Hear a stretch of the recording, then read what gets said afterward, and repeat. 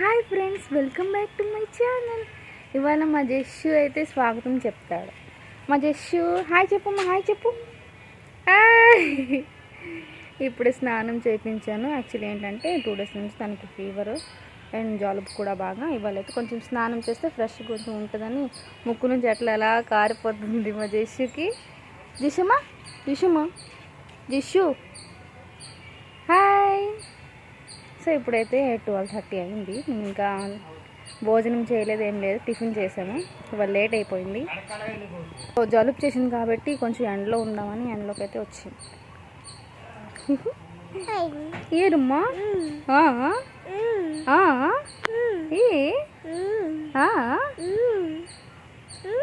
మా పప్పాను పాప తాతాను తాత పోను బాబా బాబాను ఇషు బాబా బాబా తాతాను తాత తాత తాత అత్త అత్త అత్త అత్త అత్త అత్త. ఇది వచ్చి పుల్లకూర అంటారు. మనకి తీపిగా అండ్ పుల్లగా కూడా ఉంటుంది, చాలా బాగుంటుంది. మీకు ఫుల్ రెసిపీ కావాలంటే కామెంట్ చేయండి. అంటే ఇవాళ లంచ్ అయితే చేసాము. ఇక్కడ మా జస్సు అయితే చూడండి ఎట్లా కూర్చొని ఎట్లా ఆడుకుంటున్నాడో. తను డిస్టర్బ్ చేస్తున్నాడు అనమాట. తినేవాడు, అస్సలు తినేవాడు, తను పట్టుకొని లాగిస్తాడని అంటాడు.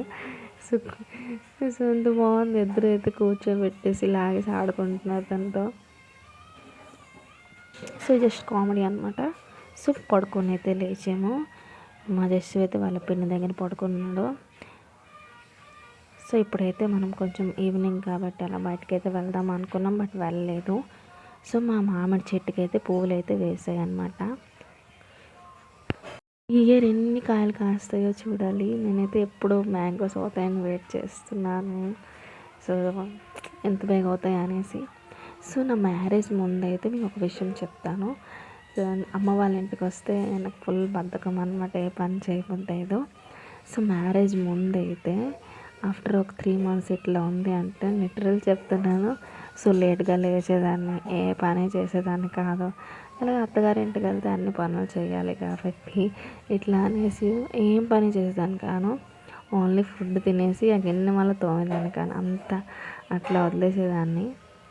సో అట్లా మ్యారేజ్ తర్వాత అన్ని పనులు చేయాలి అని ఎనీ టైం చెప్పేదాన్ని అనమాట. సో మీరు కూడా ఎట్లనే చేసారా కామెంట్ చేయండి. మా బేబీ జాక్ ఫ్రూట్ అయితే గ్రో అవుతుంది. సో బుజ్జి బుజ్జిగా కనిపిస్తున్నాయి కదా, బట్ చాలా వెయిట్ ఉంది, బరువుగా ఉన్నాయి, చిన్నగా కనిపిస్తున్నాయి కానీ. సో లాస్ట్ టైం చిన్న చిన్నగా ఉండాలి, బట్ అన్నీ రాలిపోతున్నాయి అన్నమాట. మీద నుంచి బోల్డ్ కాయలు అయితే బోల్డ్ ఉన్నాయి, అన్నీ పడిపోతున్నాయి. బయటకు వస్తే భయం వస్తుంది, ఎప్పుడు పడిపోతాయో తెలియదు. చిన్న చిన్నవి కానీ చాలా పెద్ద సౌండ్ వస్తున్నాయి అన్నమాట. రేకు మీద పడిపోతున్నాయి. ఇక్కడ మా జస్సు అయితే లేచిపోయి ఆడుతున్నాడు. ఆమెతో ఆడుకుంటున్నాడు మా జస్సు. ఈవినింగ్ అయిపోయింది, ఆల్మోస్ట్ 5 అయిపోయింది. సో మంచు పడుతుంది అనేసి బయటకి ఎక్కువ తీసుకొని వెళ్ళి డిస్టర్బ్ చేస్తున్నాడని అట్లా ఏదో తిప్పేసి తెచ్చేసాను మా జస్సుకి. బయటకు వస్తే భయం, కోతులు ఎక్కడ ఉంటాయని చూసుకొని బయటకు రావాలి. గుడ్ ఈవినింగ్ అని చెప్పు. నేను ఇప్పుడే భజన లేచాను కదా.